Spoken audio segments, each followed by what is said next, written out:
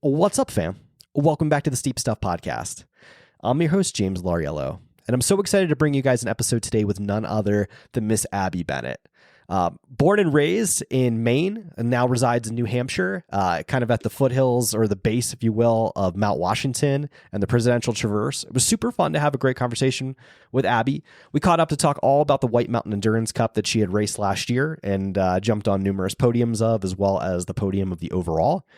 We talked about what the sub-ultra scene is like, especially living in the Northeast, and how many sweet races there are, and how things have slowly changed as more and more races have kind of entered the fold in the Northeast.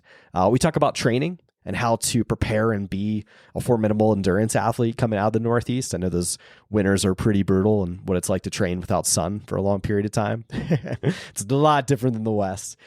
We also talked about injury and how to deal with it. Abby's dealing with an injury right now, and we talked about some of the mental components of it. On top of that, we got into skimo. Abby's also pretty active on the skimo scene.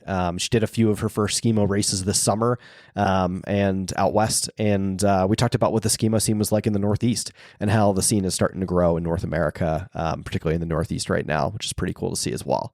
So without further ado, I hope you guys enjoy this one. This is a personal favorite of mine. I really enjoyed this conversation, and wishing Abby all the best of luck as she bounces back from injury and as she prepares for her 2025 season. So here we go. Without further ado, none other than Abby Bennett.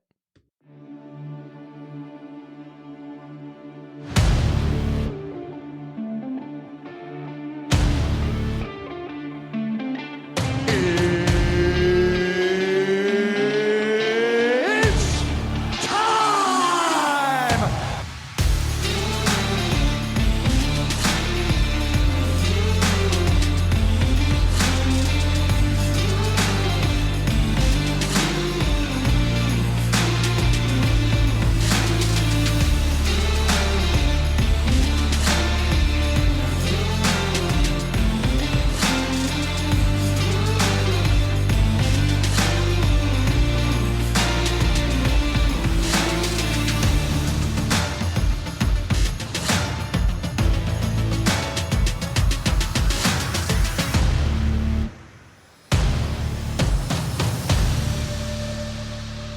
Ladies and gentlemen, we are live! Listen up, guys. The Steep Stuff Podcast is brought to you by Ultimate Direction USA. Guys, I am so excited. UD just dropped their new Race Vest 6-liter and Ultra Vest 12-liter in two beautiful aesthetic colors. You guys got to check these new vests out. They're dynamic in ways like that you just have never seen from an Ultimate Direction vest. Very stretchy, lots of storage, beautiful aesthetic colorways coming to you in a new, like a white and blue and an onyx and green. Just absolutely beautiful vests. I think these ones are just like some of the best products we've ever dropped, and I'm so excited for you guys to try them out. Hop on ultimatedirection.com and use code SteepStuffPod. Again, that's SteepStuffPod for 25% off your new vest. I mean, they're already affordably priced, but 25% off is just going to make it so much more affordable for folks in an already increasingly expensive trail running environment. So hop on ultimatedirection.com, get yourself a new vest, a pack, or any hydration solution, and let me know what you guys think. Abby Bennett, welcome to the Steep Stuff Podcast. How's it going? It's going okay. Could be better, but it could be worse. I'm dealing with an injury right now. You're probably talking to me at like my lowest point in my entire running career, but that's okay. We'll get through it. But not to like launch into it that much. But yeah, how are you doing? I'm doing okay. I'm bummed to hear about the injury. It's the IT band you've been dealing with? Yeah, my left IT band. And it's just gotten worse, and so I'm talking to PT tomorrow, so hopefully we'll get some answers. But yeah, just walking around even hurts, and it's the weirdest injury. I haven't really dealt with injury in the last 2 years, so it's definitely a bummer. And psychologically dealing with injuries is really hard as an athlete, so I'm trying to figure that out. Yeah, it's especially if it's your first, second. I mean, honestly, first, second, third, fifth time, it doesn't matter. Like, every time like I go through an injury, I have like an existential crisis of identity. Like what am I? Like it's weird because as athletes, like we associate ourselves so much, like we identify so closely with this sport, whether it's for you skiing or running, whatever, you know, it could be it could be any person doing anything, underwater basket weaving, but it's like if it's something that you're, you hold yourself so true to and love and or like I don't know, I guess I could say like I'm obsessed. Absolutely. Yeah, Yep. and when you Me lose too. it, it's like the death of something, right? It's got to be probably really hard to deal with. Yeah, it's really jarring because like my days were entirely based around it. Training like twice a day, 90 to 120 minutes, like just obsessing over all the time. And now like if I see someone running, I start crying. So it's like Oh no. it's really hard to adjust to it, but I yeah, just keep trying every day, and every day like you get closer to not being injured and you get a little bit stronger mentally, so Yeah. just working on that. Yeah, I think the mental toughness is like a huge thing because like when you will obviously you'll be on the other side of it, and when you are, it's two things. It's like one, you'll have the mental toughness and grit. So if you ever have to go through it again, you could tell yourself like, okay, like it's I gonna did this before. yeah, I did it before. I'm gonna get through it. And I think the second part too, um, is like. I don't know. It's not just the mental toughness component, but it's like you can get through anything. I don't know. It's a good vibe. So Yeah, yeah. Being an athlete just makes you strong mentally in so many ways. And uh like just like some of the ways are obviously getting through tough races, getting through training day in and day out. And then also like this is an equally important but different way that you get stronger is like dealing with not being able to do the thing that you love. yeah. So it's a really unique thing, just like being an athlete. So what do you like now that you have some downtime? Obviously, you got a lot of time to reflect. Like, what do you fill your time with? Do you read books? What catching up on anything on Netflix? Like, what are you doing these days? Oh man, I should be doing some more watercolors, but I watch so much YouTube, and I just started working at a local gear shop, so I'm trying to learn kind of bike mechanic stuff and get more into like gear. I'm very bad with like gear, and I'm a skimo person, and I also bike, but I never paid attention that closely to the how the gear works. But since I'm trying to like chip away at that every day and learn how bikes work and how skis work, so that's fun. Super cool. Yeah. It's anytime you can pick up something new and learn like a new craft of some kind, like whether it be biking or ski, like, or like improving something with skiing or learning the gear. And cause like, I don't know, I feel like running is so simple, right? But like you have cycling and skimo, which are just so technical and there's such a gear Yeah, component to it that, yeah, I feel like the better you know your gear, almost the better of an athlete you'll be, which is that's for cool. sure. Yeah. How's training been going for you?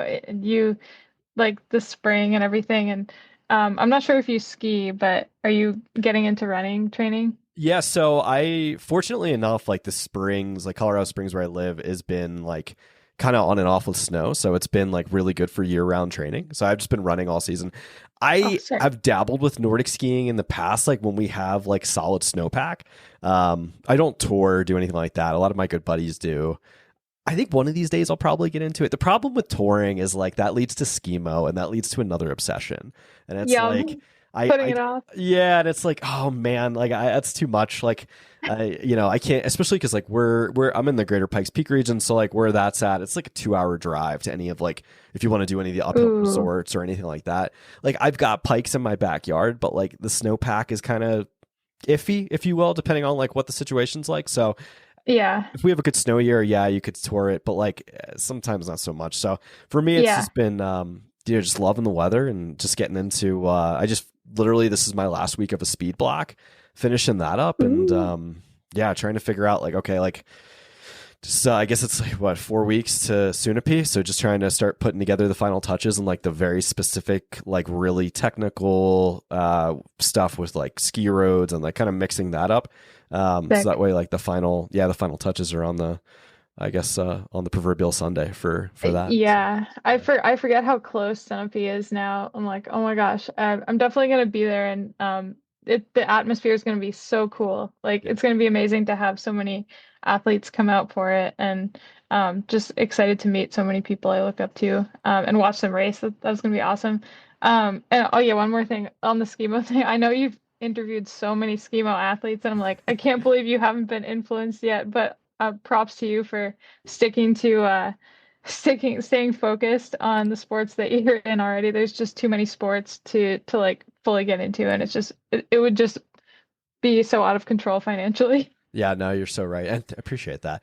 For me, I kind of like went into the season like it's almost like a now or never thing. It's like let's see what we can do this year and next year and just put everything into it. And Yeah. like I decided to self-coach myself this year and just kind of like throw everything at the wall and see what stuck. Awesome. And yeah, we'll see. I don't know. It Oh, I'm so excited to could be see your epic blow season. up or it could be awesome. We'll see. Oh my gosh, you've been making moves in silence, and I'm excited to see your season this year. Oh, thank you. Thank you. Let's talk about you. I want to learn about your background. So you're from Maine, correct? Yep, I'm from Western Maine, which isn't too far from where I live now. I live in the White Mountains of New Hampshire, which is such a beautiful place, and the Northeast is just awesome, place to live and train. Um, yeah, it's like we have some of the most rugged terrain in the United States, uh, and like not so much racing up here because of permitting issues, but we've made some steps in that in a good direction over the last few years, and there are some really cool races that happen on some of the national forest land. Um, and yeah, it's a I love it out here. The one thing I don't love as much as the West is the sun. Like we don't have as much sunshine as I would like, but it's okay. I'll take I like the humidity, all the rocky terrain, and just kind of the lushness of it. It's like next level like biodiversity and like greenness everywhere. It's kind of like a gnome land. Yeah. It's like it gives me Alps vibes almost. Like, and I think Dan has said this on the podcast too before, Dan Kurtz, where he's like, I feel like you can train better in the East Coast or on the East Coast for like certain types of races, like maybe like racing in Europe and other places, just because one, there's a solid level of technicality, like you get a lot of different biozones. Yeah. There's a lot of steepness. I'm like, you might not have like the 6,000 feet of relief that like the Alps do, but like you can still get pretty solid climbs, which is pretty awesome. Yeah, absolutely. Like the mountain that I live the closest to, Mount Washington, is like 4,400 feet of a straight climb. And there's a good mix of like runnable, like 15% grade, and then just absolute scrambling. And then there's like one flat section. So there's a solid climb you can do.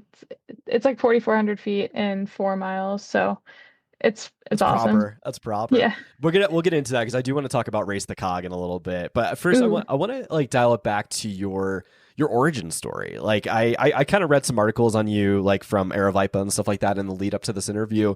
And one of the things I found interesting is like you said you didn't really like run competitively in high school or college. Is that correct? Yeah, that's true. And I'm still kind of surprised at my growth in the sport over the last few years. I got into trail running and running when I was working in Boston just out of college. Like got really obsessed with it and started training like started training consistently probably 5 years ago. Um, Before that, I hadn't run competitively at all. I just played some high school sports like JV sports, but never felt athletic or anything. And then I was just like, oh, like running is such a different vibe than this like high stress job that I was in Boston. And so I just became obsessed with it then, and kind of dealt with injuries for the first 2 years because I would just get too excited and do like a 15-mile day in the White Mountains and then like injure all my tendons. And I was completely unprepared for that after sitting for like 8 years without moving that much. Um, and I finally figured out how to like start running sustainably, and hadn't even gotten like really good consistent training until about 2 years ago. Um, and I think like the the thing that's gotten me to this point, and I think I can get a lot further, is just believing in my future self, where like it's almost delusional to the point where I'm like I see my idols and I'm like I can get there, and there's absolutely no evidence to support that belief, but I just have it for some reason. And I'm like, I'm gonna do the work every day to get me to that point because I know that's in me. And like, yeah, maybe I didn't start running until recently, but but that means I have like a big runway, and I know that my top end, like I haven't even come close to it yet. I think I'm like maybe 40% of the way there. Like that's what I tell myself. And I'm like because I keep improving every time I race, whether or not I've trained like specifically for it. So I'm like, there's some evidence to say that I'm still improving. And I just have this belief in myself. I'll just, sorry to go off on a tangent, No, but no, go for it. part of the reason that being injured stresses me out a little bit is because I feel like I have a little bit less time to develop that base and I'm still ramping up quite a bit. Um, so it just scares me a little bit to think that I'm losing time. There's an opportunity cost of not being able to train during this time. Um, but I do have like a 10-year goal. Like I don't know if I'll fully max out my potential for another 10 years or so. So that does at the same time provide some relief that I'm like, okay, this is just a few months in a 10-year plan. So I know I'll get there, but I hate the opportunity cost of missing training. Opportunity. You're starting to sound like me. Did you used to work in finance, didn't you? That's probably why. All right. So Yeah, yeah, I pinned it. All right. That makes sense. Yeah. econ people. Okay. Yeah. Yep. Yep. Yeah. I work in corporate finance now, and I hate it. But like, it's Yeah. I totally get you on that. When you said opportunity cost, I was like, that's an MBA word. Yep. um, Yep. you have so Sunk much cost time. fallacy and all that. That's right. That's right. You have so much time though. Like that's the thing. Running is a a patient person's game. Like Yeah, I've gone through my fair share of seriously. injuries. I think everybody has, and if anyone's listening to this, that there's probably listeners listening to this probably going through the same thing. And like that's the only thing I could tell people is like just like you have so much time, especially because you're young. Like, listen, I know Yep. I want to give a shout out. One of my listeners, Mark Tatum, like one of my favorite people in Colorado Springs. The dude's like, I don't want to overstate his age. He's in his 60s. Let's put it that way. The guy's a monster. One of my favorite people in the sport. Awesome dude. Anyway, long story short, he got started later in life. Like he was a mountain biker first and then got into trail running, and like he just whips people's ass on the incline now and just he's a great runner. So That's sick. everybody's got a different story, and some of it some people come from track and field and like that's their game, and some people hit their ceiling, if you will, and other people start later in life. Like I started a little bit later and I'm happy. So yeah. Yeah, yeah, and your body can still adapt to the training. Like even if you didn't start when you were 5 years old or something, like you're even as an adult, your body can still create those changes. It just might take a little bit longer than if you'd started when you were younger. That's my theory.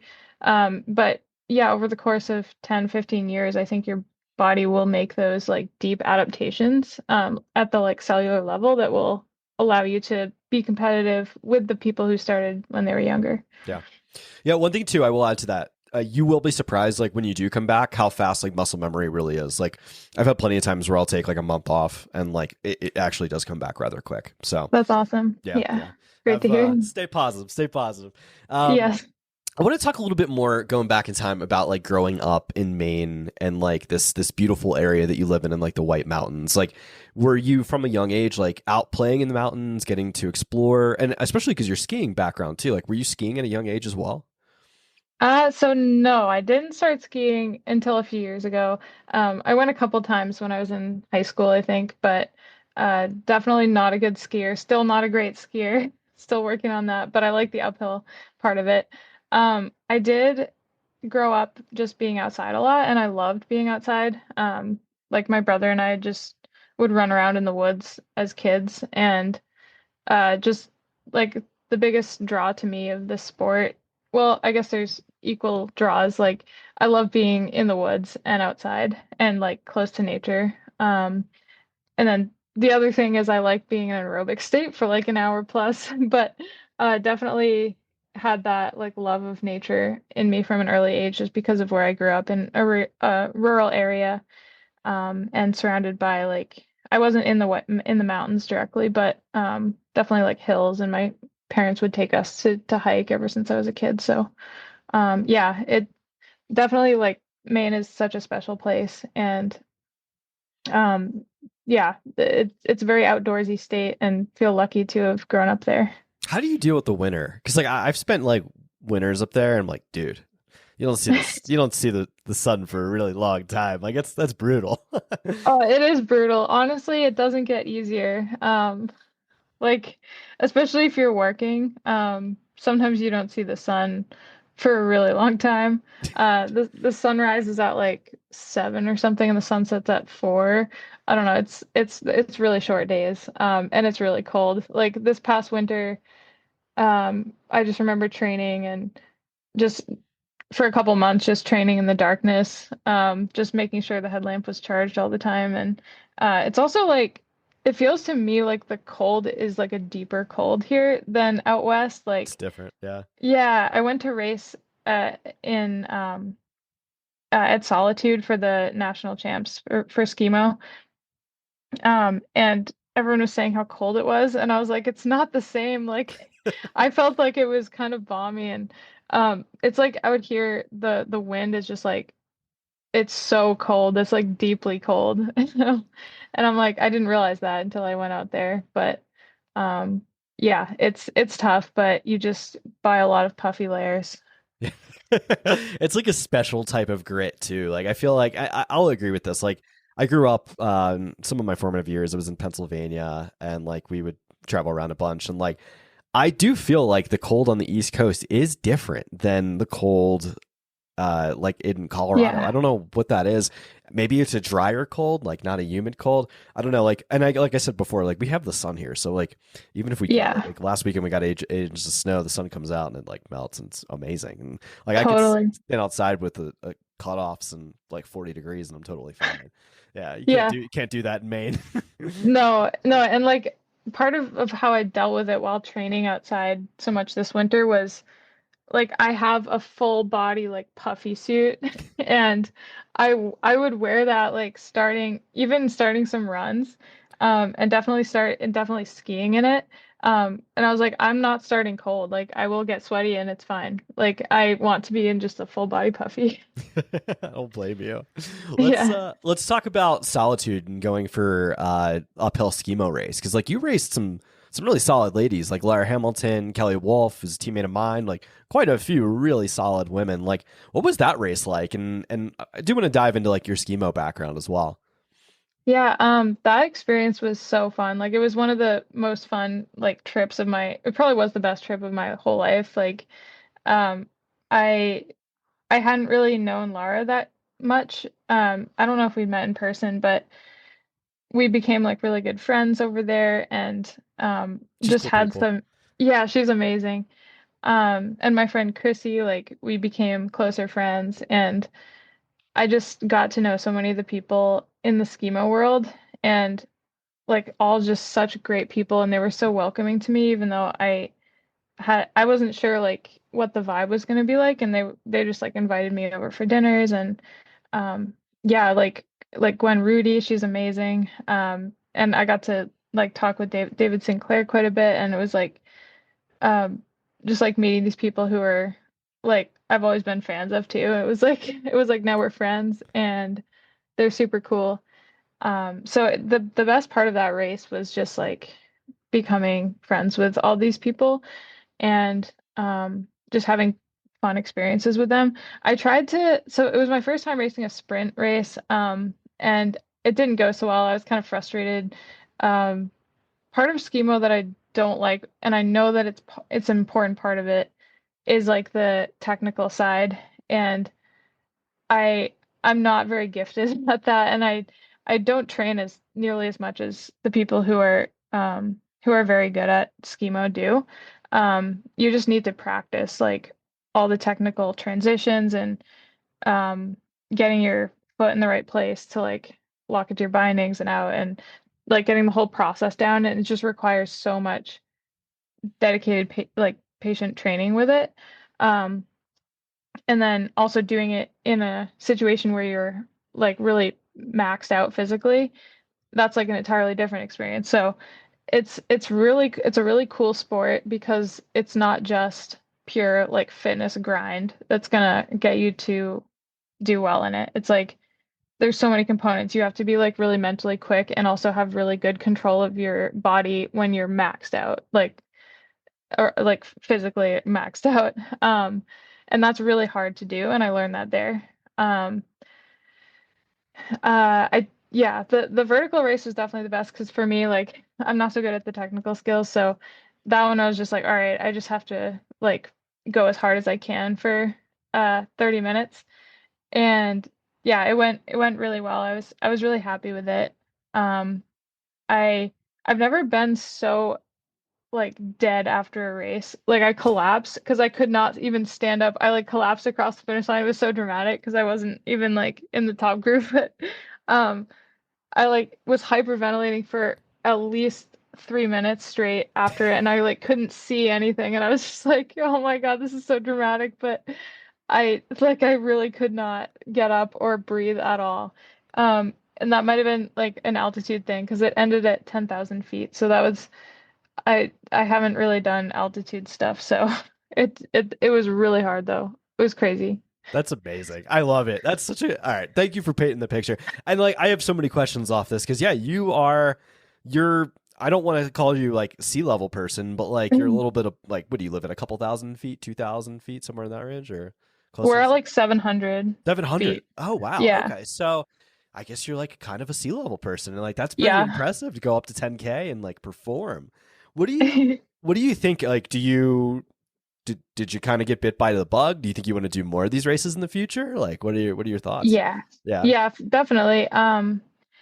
I need to do more work before I can be good at the individual and sprint. I love the individual race, but I actually bailed on that one because I got really spooked out. It was like a powder day that was like dumping snow on us, and I was in these boots and bindings that don't release at all. So like if you fall and you start like tomahawking, um, you're probably gonna like break your leg. If something breaks, it's probably gonna be your leg or Oh the man. ski. Yeah. And so I was like really spooked out, and I was like, I can't do this right now. So I just bailed on that one. But yeah, I definitely want to do more of it. I think it's a sick sport, and uh, it's I try to do a lot of work in the Northeast here to make it more accessible to people. Um, I work with this group called Uphill New England, and we're trying to like have demo gear that people can use to like try out uphilling on a light setup. Um, Uphilling is super super popular in the Northeast. Most people don't have super light gear, but it's like it's exploded as a way for people to get active in the winter. So it's really awesome doing resort laps or even doing some easier backcountry stuff here because you see so many people out, and it's like it's such a great community. That's super cool. The thing that too is like I don't know, like where I live, we have a little bit less access to like ski areas, but like I feel like where you guys are, you have like dime a dozen ski areas everywhere. That's so true. Yeah. Is it like are this like for instance like Alta and a lot of like what was I gonna say Alta Snowbird like they all close uphill access once the main season rolls in like are what are the resorts like where you are they like open to uphill access in the mornings or how does that work? It varies by resort. I with Uphill New England, we're trying to create a better relationship between uphillers and resorts because some resorts have had bad experiences with people not obeying the rules and then dangerous situations happen. Um, but we're trying to encourage responsible behavior and also have resorts expand their policies more. So some resorts are like before the resort opens, we allow uphilling. Others are only during operating hours. Others are only after operating hours. So it really varies a lot and it's a little bit confusing. It's kind of all over the Um, place. Gotcha. yeah, yeah. What was I gonna ask you? So, is there any races in the Northeast for Eskimo? Oh, there are. Yeah. Okay. Oh, let's hear. What do you Oh, guys got? sweet. Yeah. We have a bunch of races that have been going on for many years now. My friend Jesse Wall puts on a series every winter. Uh, that's it's awesome. Like the community that races up here is so fun. Like there's a bunch of people who dresses in like cow onesies and they're called the ski moos. So that's awesome. And yeah, it's like super fun. It's probably a small group of maybe 30 of us that race. But we're always like stoked to see each other and get out there together. It's like our individual races are pretty legit. Like it's usually like 4 laps up and down different terrain and between 4 and 5,000 vertical feet. And like we go down some really tough terrain that's very off-piste at the resort, like uh, some gnarly moguls, and there's even some cliffs sometimes. And it's Jeez. always like icy, of course, like icy moguls, because that's what we have here. It's like never it's never like a soft skiable. You're just like sliding down on your edges. So it's a bit gnarly, but that's why we love it. Super cool. Super cool. Do you guys have like vertical races and stuff like that too? Like I feel like there's Mm, no, not yet. It's coming. no, I feel like it's yep, all right. hopefully. Fair enough. I was just so impressed with the Northeast. I was talking to my buddy about this the other day because now, like, you've got the Cirque Series coming in. I mean, this is for mountain running at least, but like, you've got the White Mountain Endurance Cup, which we'll talk about. There's just so many sub ultra races in the Northeast, like Mount Washington. Like, you gotta like the whole pick. Whereas, like, I feel Yeah, like in the West, like we've got them in some like obviously there's Broken Arrow, but like in Colorado, like other than like Kendall Mountain and a feeling like Pikes Peak, like there's not that many Telluride, but Telluride's kind of an ultra too. There's not that many like solid sub ultra races. Whereas like I could go to the Northeast and have a whole season and it's pretty dope. Like that you can get your fill from literally from June, even May, with Breakneck all the way to September, which is kind of crazy. I just think that it's kind of wild to think about. Like, I don't think it's kind of slept on because nobody thinks about the Northeast, which is kind of nuts. totally. Yeah. Yeah, and I think it's especially in recent years that's really exploded more. And it seems like with Aravaipa coming in more to races here and buying White Mountains Endurance, I think the, the people are more aware of the scene out here nationally. And yeah, just like sick races, like kind of Skyrunner style. Really fun. So I'm so excited that Cirque is going to be out this year too. Yeah, it's crazy. Let's talk about that because that's actually how you came onto my radar was watching the White Mountain Endurance Cup videos. I was like, gotta have this girl on the podcast. Like, you had this like little like you and I was at Haley Heinrich like have this little like back and forth at a bunch of some of these races. I was like, this is a cool little thing we have here. We gotta talk. You, yeah, you have to have Haley on the pod. She's like the strongest, and I think she's the strongest like female athlete in the Northeast. She's incredibly fast and really good, both up and down like technical terrain. Like just she's been at it for years too, and like she's just keeps improving every year. So yeah, you should definitely talk to her. She's amazing. It's super cool. Lots of really cool, like lots of very strong athletes in the Northeast. I was impressed. Yeah, yeah, yeah. Like, and there's so many like strong female athletes, and like we all kind of have different strengths. Um, so yeah, I guess I can't say like one person is the best because there's so many different types of races, and um, yeah, I'm not even getting into road racing, but just trail stuff. Like, yeah, there's like so many really strong female athletes. So that was really fun, like competing with them last summer. Um, like it's really fun to actually have like a good group of women to run with and support each other and yeah, just and like be competitive with each other in like a really in a fun way. Um, so I like that was like my biggest takeaway of last year is just like how empowering that is and like in what scenario in life do you have to like do this incredibly difficult thing with someone else and like be simultaneously cheering them on and like trying to be competitive with them. It's like it's such a like bonding experience and like just the privilege of like getting to push yourself that hard, especially with other women. Like it's so cool and unique to sport, especially endurance sports where you're just out there for hours. Yeah, it's the best sport on earth for sure, for sure.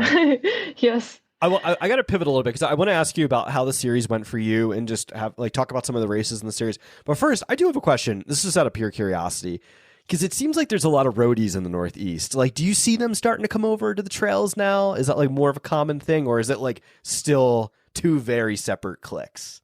Yeah, they're pretty separate. I think the more trail athletes also road race.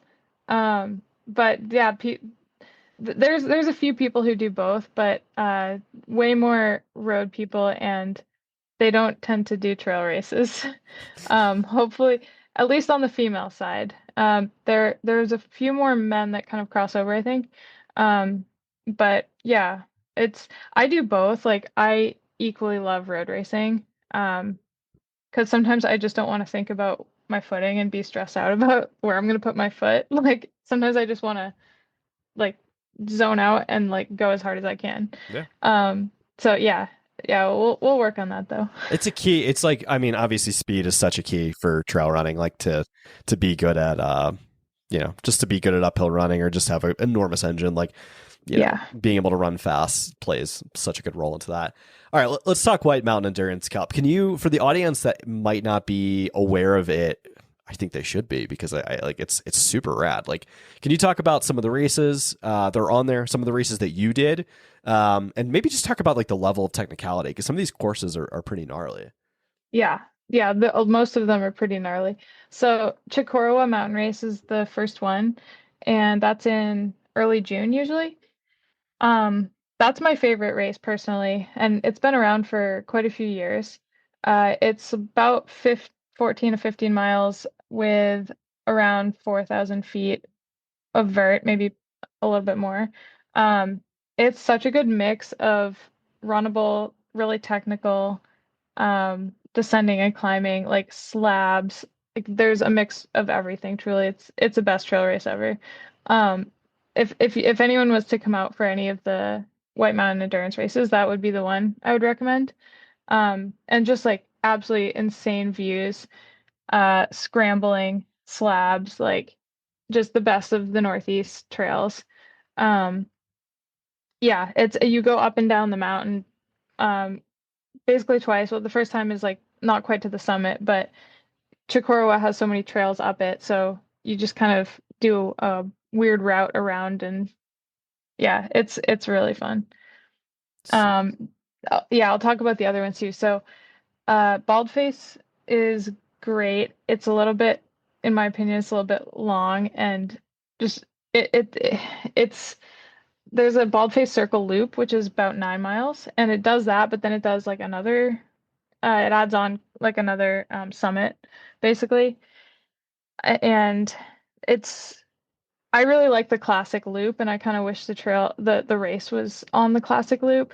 That's the 15K, I think, or is there a 14? There's like a lesser distance that's Yeah. on the classic. I've studied that one Wow. because that's one Yeah, I want. dang, I you want to go studied do it. that. Yeah, yeah, it's on my list. Yeah, you should do the shorter one. I mean, if you want to do the longer one, that's fine too, but the iconic loop is like that 15K that they have. Um that's it's one of my favorite running loops ever. It's just insanely beautiful and fun. So yeah, that was a little crazy. Um and then yeah, the Jigger Johnson one is also a really fun course. I didn't finish that one because I just felt horrible. But that's a super fun one.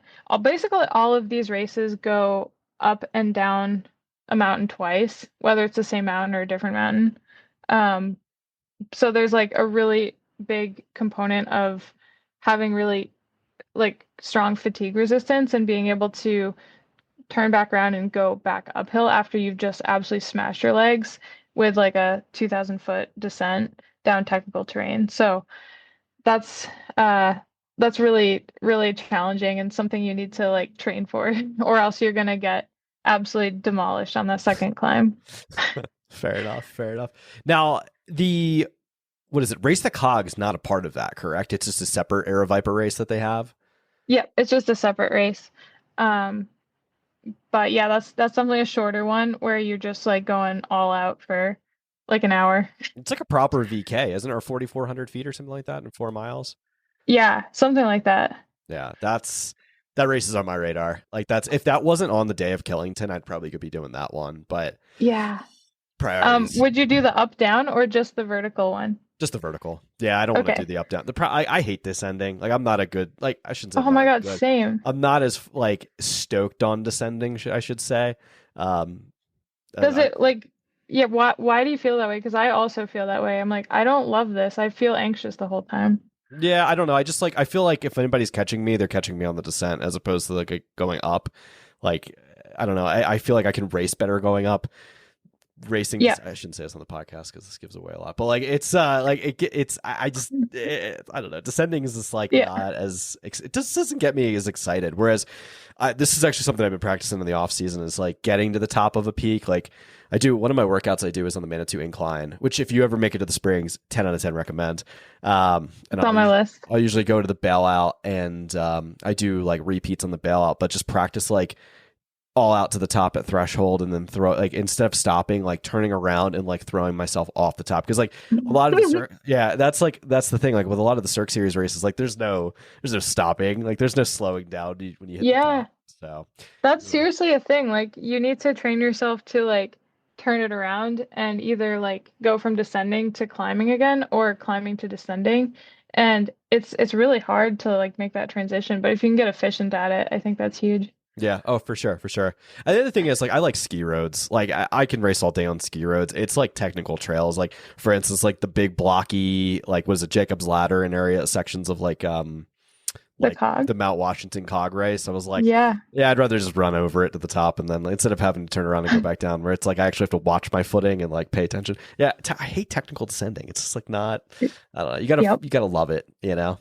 I completely agree. And I feel like we're in a minority because everyone's like, oh, I love trail running for the descending because it's like such a flow state. And like my flow state is like me tripping and falling on my face and like Breaking just ankles. being Yeah. like talking to myself, being like, you're okay, you're gonna make it. Yeah, just like feeling like every step I'm like breaking my ankle. Breaking It's ankle, and then great. you're looking over your shoulder. You're trying not to get rolled up, and it's like, oh man, yeah, Yeah, it's stressful. I'd find it to be the so most stressful. stressful position to be in. Totally. Yeah. Now, vertical racing's more fun. That's why I was stoked. I saw you went and did Broken Arrow last year and went to the VK, which is sweet. I mean, 2024 VK was the most competitive one we've had there, and obviously this one will probably top it. But like, that's probably by far the most competitive race you've been in as far as like your results go. Like, Yeah. was that an eye opener for you? Like, what did you think? Like, that's the best of the best are in that race. Yeah. That race went so bad for me, but that's okay. Like we all have bad races. Probably like 50% of my races are not where I want them to be, in terms of how I feel. But it was awesome. Like just being at Broken Arrow, was such a cool experience. It was a little overstimulating because there's just like so many people there and it's just crazy down in the village area. But that was fun too. And it was cool to watch the other races too. Um, yeah, I mean, yeah, it's always great to compete in like a really competitive field. And I'm excited to try to go back to that race at some point. And someday I want to have like a legit altitude camp where I try to acclimatize a little bit because I think that was part of it. Um, I think I struggle with altitude and I was struggling with some like last year I felt like half the time I tried to do a vertical race like I don't know, it just felt so awful going uphill. I don't know if you ever feel like that. All the But time. it's just like yeah. Sometimes you feel like you can push and then other times you're like, come on legs, like do something. And there's like nothing there and you just feel awful. So I don't know. It's a weird sport in that like when you do like uphill running, it's like you get exposed pretty quickly as to like how your body's feeling. Oh yeah, like if you're not having a good day, you feel it right away, and it's like Yeah. this is where I'm at, and I'm just gonna have to sit in this and just hope it turns around. Yeah, exactly. Yeah. Now it's funny you say that like about Broken Arrow with it being. I mean, obviously altitude's it's a huge component of it, and that's probably why you felt terrible. But like also on top of that, like there's something to be said about like the electric vibes and like it being just like there's so many people at that race. So Yeah. it's like the first time you're out on like something like that that's like more of like an international scene. It's like, whoa, dude, like this is this is huge. This is crazy. Yeah. It was crazy. I was like seeing all the people that I look up to just everywhere. It was just wow. Yeah. This was a lot. Super cool. Super, yeah, it was super fun. What But yeah. Oh, sorry. What were you gonna say? Oh, I was gonna say like I have a group of friends or a few friends out there that I stayed with, and um that like that's always the best part of like going out and doing these things. Like uh the yeah, some of my friends like live in like near Tahoe or San Francisco, and it's just like the best people out there. Like they're so awesome. That's awesome. Yeah. And just like be able to do it with friends and like not going out there alone, like just adds so much more to it, right? Like when you have like Yeah, people, when you hit around your people, like it makes you feel, I don't know, I feel like it makes me feel more comfortable, and it's just like you can kind of relax and get into that into race week and stuff like that. totally. Let me ask you this, because like obviously I know we talked about injury and stuff like that, but we got to talk about the future and future plans. Like what races have you excited that you want to go do? Like what are some things that are like on your radar? Oh man, yeah, I should have thought about this one more. I've been like disassociating from plans because I'm injured, but uh I was really excited to do the Cirque Series races, probably Canon. But I don't, it's not looking like even Killington is going to be achievable at this time. So that's a bummer, but I'll have to go out and race some of the ones out west at some point, and I'm sure they'll be back east hopefully next year. So They I'll better definitely be. do that. Yeah, I will lobby for that. Um, did you do? I signed up for the rut, so I was going to ask you about that. yeah. So I'm really hoping I can do that. Like that's kind of my A race for the year. Um, and I would just, oh my gosh, it looks Would you sign incredible. up I've for 28K or VK? the 50K. 50K. Okay. Oh, Yeah, trying to jump up a little bit. okay. All right. I'm just curious, just out of pure curiosity, what excited you more about the 50K versus the 28K? Just because that's a race. Like that's a really hard race. Yeah, yeah, I might like reconsider that, but I'm not sure. I feel like I feel like I can be really good at those longer races. Um, like. mm, it's a good question. I think I wanted like a really long, difficult adventure out there. And I do want to get better at the longer distances. So I'm like, I just need to keep trying to do them, and put in the training to do them, or else I'm never gonna get there. So I just like I'm trying to start here. Oh, I love it. Um, That's super cool. yeah. Yeah. And I also want to do more road marathons. So just like around the marathon to 50K distance is I think the area where I want to focus on. I'm not really interested in going longer than that because my body would not tolerate that, and it's just like I feel like the chance of being injured out of a race is pretty high, and yeah, it's just not my vibe. I like running faster too. Yeah, there's something to be said about it. Yeah, I think the rut fits your style well too. I mean, not just like from the races that you already do, but just like your training grounds. I mean, like Totally. the best advice I've ever gotten from people that have run the rut are like, just expect incredibly steep stuff, and like it's a slow, grindy race anyway. Like, Yeah. Which is It's mimics the trails of the Northeast a lot. Like, totally. I'm like this is where I live is the perfect place to train for the rut besides the altitude, but all right, well, can't have it all. yeah, have it all. I mean, if you could come out a couple days before, or if you just go out the day before. I've heard people like say, "Oh, if you go out the day before and like don't Yeah, take as much time, and like it should work better."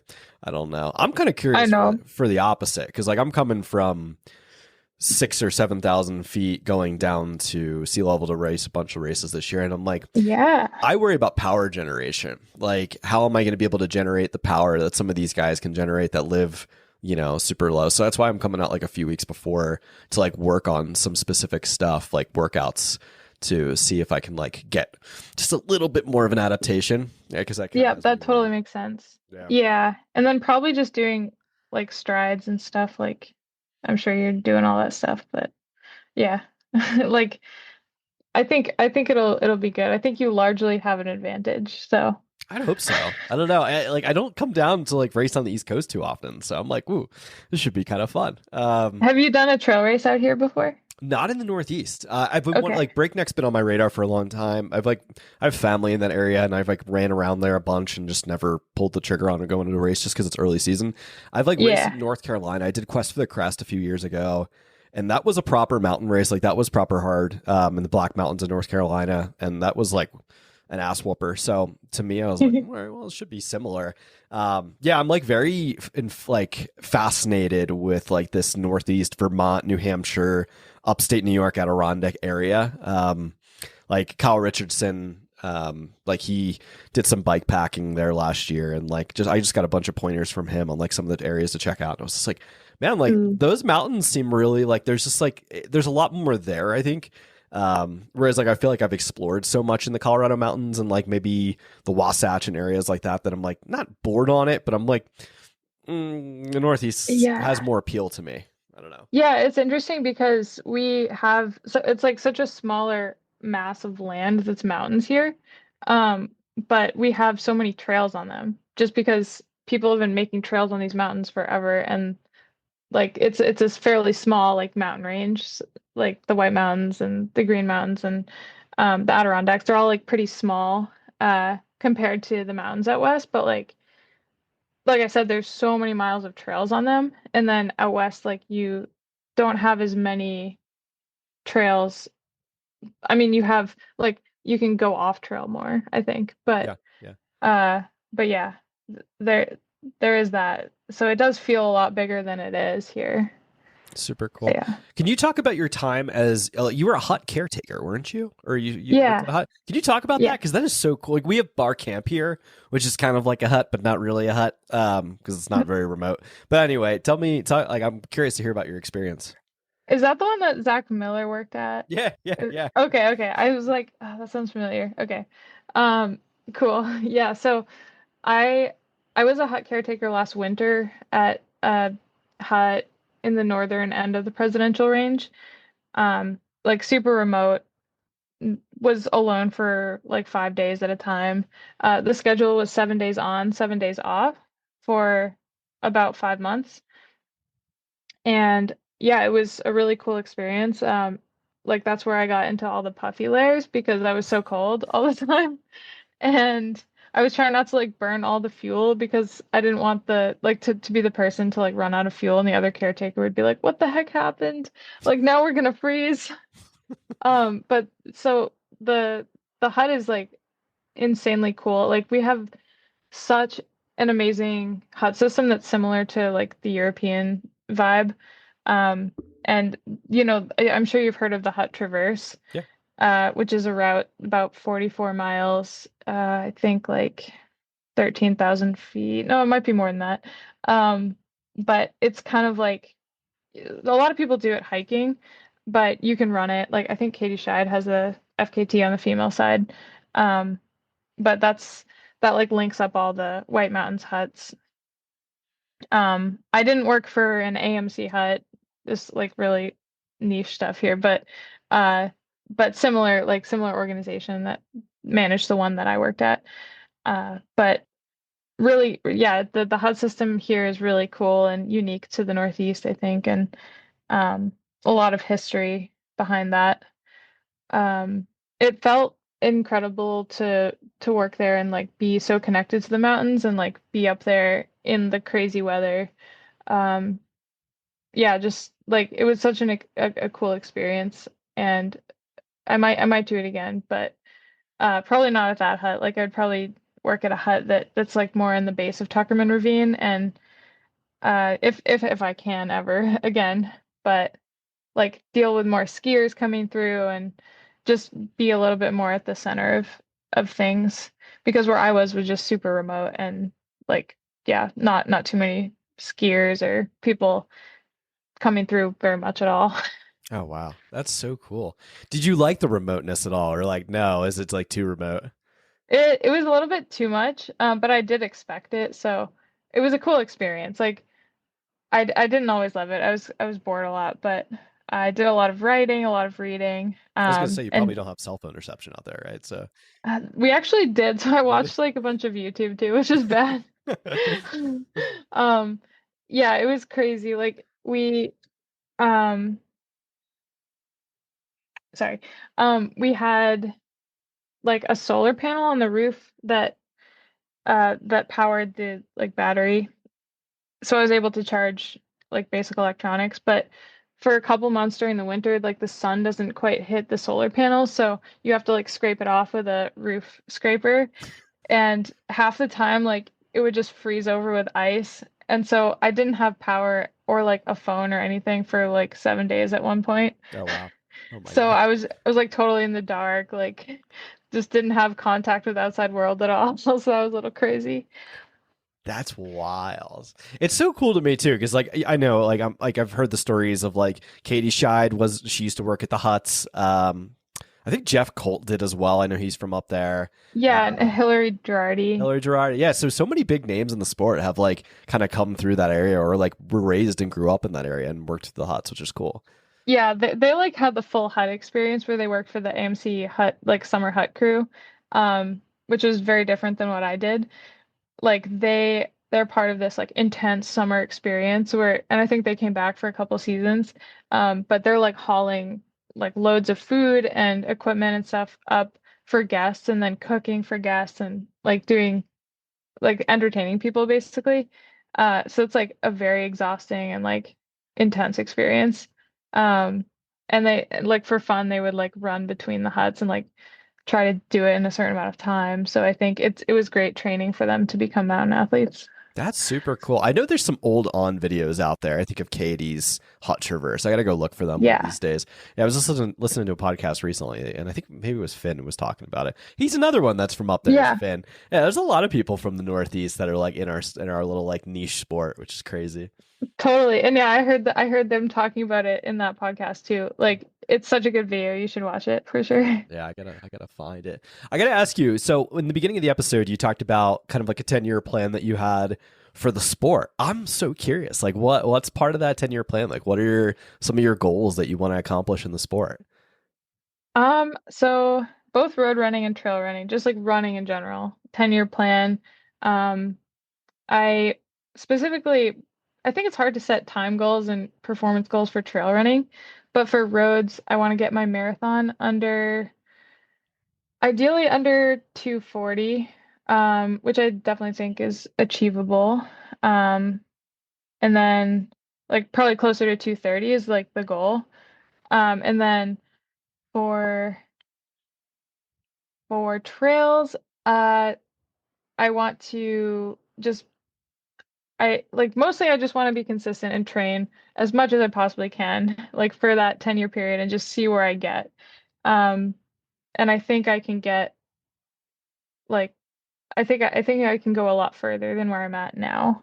Um, I just want to be competitive at the top of the sport and like I said, I know I'm not there yet. And there's no evidence to suggest that I will be, but I just know that like running is you're rewarded with consistency. And so if I just keep putting in those 90 to 120 minutes, or more, if I can, every single day with one rest day per week, um, that I'll get where like I'll max out my potential. And that's really like what I want to do. I want to get to the top of my potential. I love to hear it. No, and you definitely will. And like that's the thing. Like one of the things you said earlier too was regarding like, I believe in this, and I believe, almost like so. I'm very similar. I'm the point at like I'm almost like that psycho of like believe in myself to the point of delusion.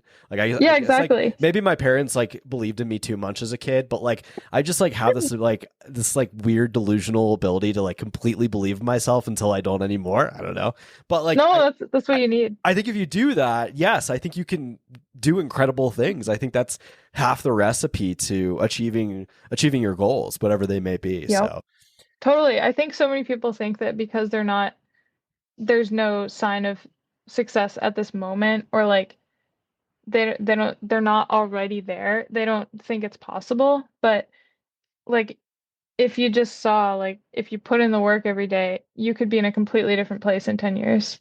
yeah, but you're also having success. Like you're winning and getting on the podiums of a lot of these races that you're doing now. So, and a lot of these are very competitive races, especially like White Mountain Endurance Cup.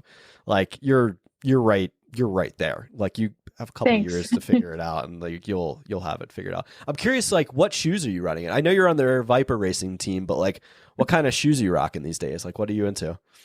Um, oh man, I switch it up so much. I would. I've been a fan of VJs for a really long time just because the grip is truly amazing.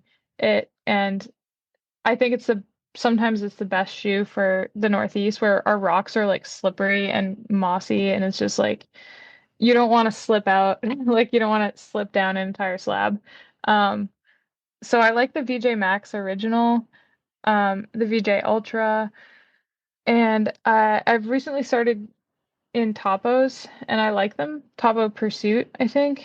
Um, I'm not like a huge shoe person. Like I don't know what's out there as much as I should, and I definitely don't try like the latest models or anything. So, um, don't look to me for advice. No, I think you're onto something there with VJ. Like I have very close conversations with friends often about VJ, and I feel like it's one of the most slept on brands in the sport. Like they have amazing shoes, like especially for Yeah, if you're running on like technical terrain. Like I know VJ is very popular amongst like the fell runners over in the UK, which is similar terrain.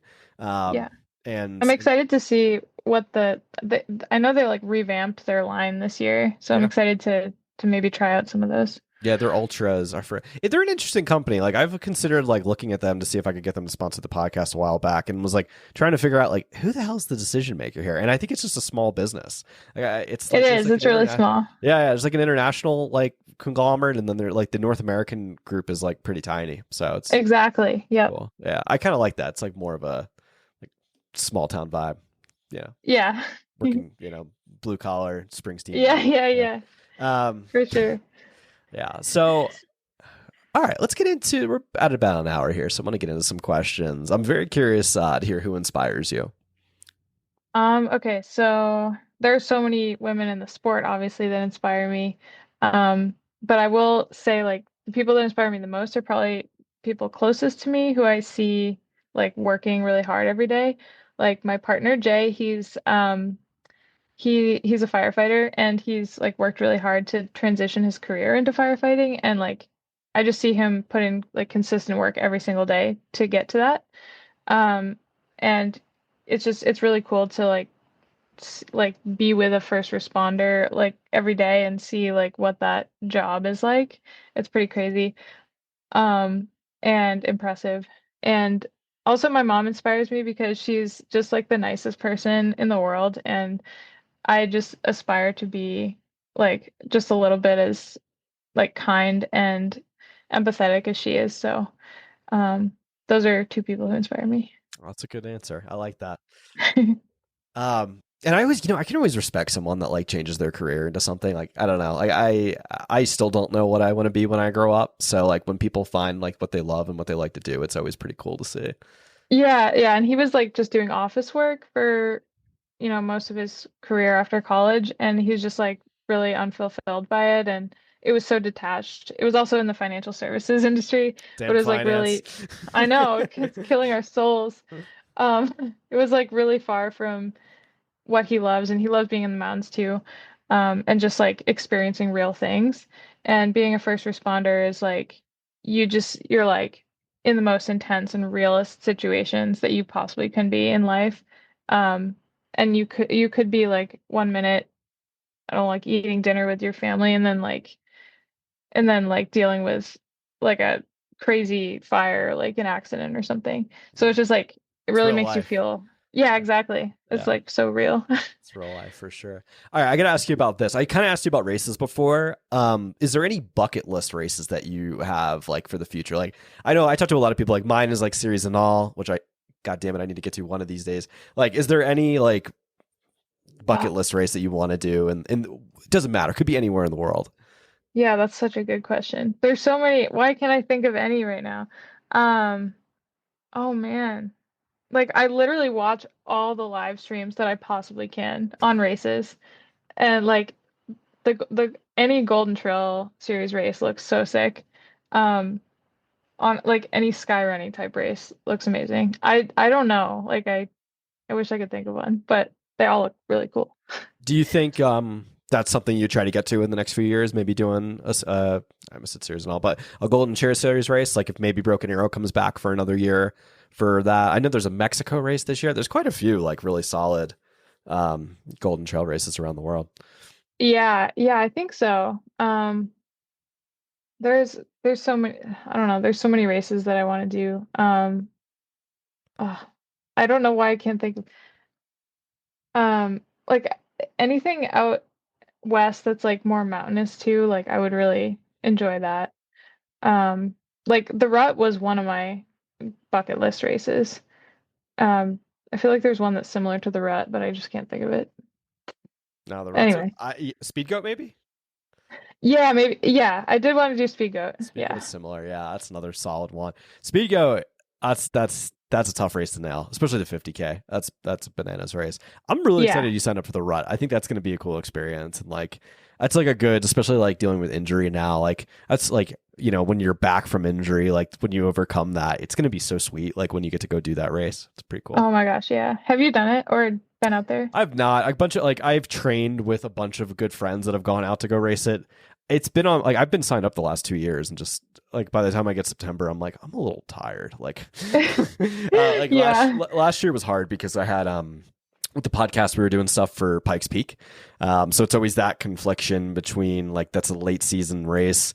This year we had Pikes Peak, upcoming year I'll have Pikes Peak again. But yeah, it's like that kind of conflict that it's like, man, I would do so much work ahead of time for that, for like the all the podcast Oh stuff yeah. that it's like, oh, I gotta, yeah, it's very difficult. That's one of the hardest things and challenges I've been trying to figure out is how to balance like doing the podcasting thing, but also trying to make sure like I have all my like eggs in the basket and everything figured out for like Jeez. competing. Yeah, it's nuts. Seriously, I don't know how you do it. Like you're coming out with so many podcasts, like 2 to 3 a week, and it takes like It's so too much many. time. Yeah, it's like that's so, oh my gosh, it's like how do you do that and a full-time job and train at the level you are This and past week, probably a lot of other things. got me. I was like, man, like this is a lot. I need a break. I want to Yeah, sit on a beach with a just margarita. yeah, you need a vacation, like, or just like reduce it to maybe one podcast a week or something. Because I'm like, every time I see it, I'm like, no, like, it's like too much. Like, I love, I mean, I love to see it, but like, you don't need to do that much if it's like taking away from your life, you know? It's not too bad. Like it depends on like what it is. Like a lot of them, like so for instance, like certain interviews, like I love preparing for and like getting ready for them, and like doing the research ahead of time. And like conversation to me is like a dance, right? It's like this dance back and forth where like you're just trying to learn more about the person, and Yeah, it's like a skill in a lot of ways. That yeah, part I absolutely. really enjoy. It's the editing and then the social media component. Like this is something I was going Hmm. to ask you because like you've got like a really good YouTube and you're a very good storyteller on Instagram. Like I found like you're Oh, one of those thanks. people that like it's very easy for you to kind of convey, like you talk about your training, you talk about what you're up to, you talk about like skiing and running. That comes very natural to you. Would you agree with that or?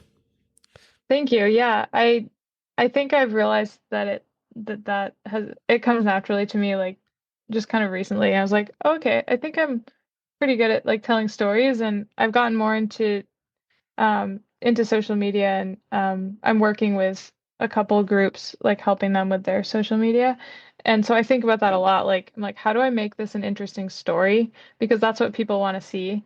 Like they don't care if it's like I mean, some people will care a little bit if it's like a cool shot or like, all the equipment you used was like top of the end, like top of the line equipment and like the sound is perfect. Like people don't really care about that as much as just it being a good story. So yeah, I've been thinking about that a lot lately. Yeah, I think you do a great But job. thank you. Like it's very organic. It's very like I think the word I'm looking for is authentic. Like it's Mm, very like the one I saw a couple reels where you're like just talking about your training. Like just like this is what I'm up to, this is what I'm getting through. And then you're also very candid like about the injury you're going through right now. You're like, man, this really sucks and like I'm trying to get through this. And it's like, it's just it's very relatable. Yeah, I think there's a lot Thank to it. you. Yeah. Yeah. Yeah, I always find it helpful when people share more, and I'm like always trying to encourage people to share more because people are inclined not to. Um, but like I think everyone benefits from it when you do. So I try to tell myself that too. Yeah. No, super cool. Are you a big music person?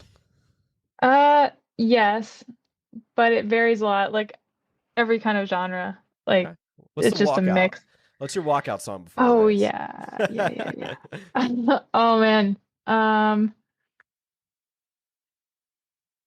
I should have prepared for this one. Oh man. it like I go through phases of having like a walkout song where it's like my workout song. And I'm like I choose it specifically. And I'm trying to think of one I have right now. Um like maybe like That's Not Me by Skepta. It's so crazy. I don't think I I've don't know, listened to that's that just one. the first one I could think of. Or like Daisy by Ashniko. Daisy Pashnika. I don't know any of these people. I got to look this up. Oh my God. It's so crazy. Super cool. Super cool. Do you listen to music during training? Like, are you like a like pop on the tunes during a long race or I during a workout? used yeah, I used to listen to music while training. Now I mostly listen to podcasts. Um, but if it's a track workout or something, I'll put on music and like turn it up for the intervals. Nice. Yeah, Yeah. it's the way to go. Yeah, I It's same. interesting. Yeah, it like changes over time as you train and like um get used to like different headspaces and stuff. Yeah. No, for sure, for sure. I lost my train of thought. No, you're good. Music Yeah. stuff. We talked about music. Oh, competition. I gotta ask you, are you super competitive? Uh, so this has also changed over time. Like I used to be, I think, really competitive. Like I would get so amped up and I'd be like listening to the pump up songs and everything, and I'd be like, oh yeah, I'm gonna be the best, like whatever, even though I wasn't even good at the time. Um, but I think as you compete more and like experience like true competition, like your feelings change a little bit. Like I don't feel that like desire to win as much anymore. Like I don't know, like that fire thing of like I want to beat the people here. Like for me, competing is more like working with the other people and like everyone is trying to do their best. And so I'm like I feel so much like empathy and like connection to people when I'm racing. And I'm like rooting for the other women when I'm out there. So probably like not so competitive anymore.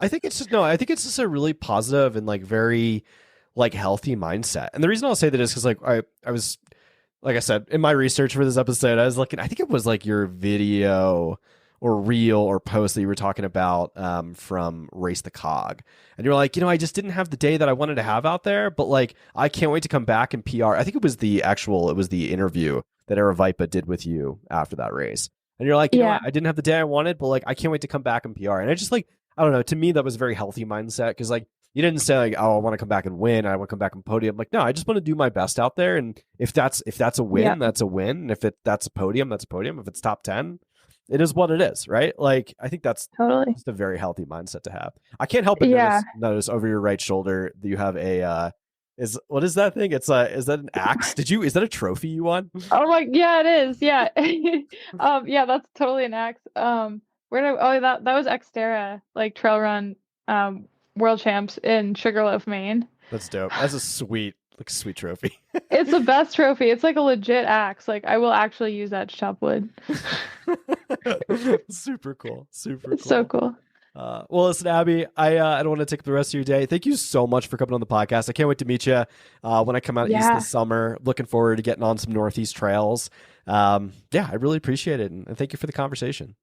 Yeah, thank you so much. Honored to be on the pod and yeah, very excited to be out there at Sunapee and Cirque and cheer for you and everyone else. Oh, I appreciate it. Thanks so much. Thanks. Bye. What'd you guys think? Oh man, what a fun episode. I want to thank Abby so much for coming on. Really appreciate the conversation and looking forward to many more in the future. Pretty cool stuff there. So before you guys get going, do me a solid. You can support Abby the best way by hopping on Instagram and giving her a follow. You can find her at abby.j.bennett. That's Bennett on Instagram. Give her a follow. Let her know what you guys thought about the episode. I'm sure she'd love to hear from you all. I'm sure she'd love to hear from people interested in races in the Northeast and stuff like that as well. So super cool stuff. Want to thank Abby so much for coming on, and yeah, excited for her 2025 season. Guys, before you get going, if you enjoyed this episode, hop on Spotify, Apple, YouTube, wherever you consume your podcast, and please give us a 5-star rating and review. That's how we can continue to get these episodes of these amazing athletes out to the world and continue to do some fun storytelling there. Last but not least, this episode is brought to you by Ultimate Direction. If you guys are interested in a new pack of some kind, belt, whatever, I want to harp on the packs a little bit just because we just dropped our new Race 6-liter and Ultra 12-liter vest in some beautiful colorways. If you're in the market for a new vest right now, they're already affordably priced, but if you're looking for something that's going to be a keystone piece of your kit for 2025, check out these new vests and use code SteepStuffPod. It's going to get you 25% off your vest, off your entire cart, actually. I'm a big harper of someone. I hate overpriced products in the sport. It drives me crazy. Especially because, it means a lot to me because I use a lot of my hard-earned money on things that I really enjoy for the sport, and as you do as well. So I want to get you guys some of the best products at the most affordable prices. So yes, the Race and Ultra vests are incredible. I've been practicing in them and racing in them for the last year. And it's a product that I use every day. So yeah, use code SteepStuffPod. That's going to get you 25% off an already affordably priced item. And hope we can get these on a ton of people this year. Because it's the best new vest on the market. So guys, have a great rest of your week. I've got some amazing episodes coming to you this week. Some stuff you're really going to enjoy and love. So thanks so much for supporting us.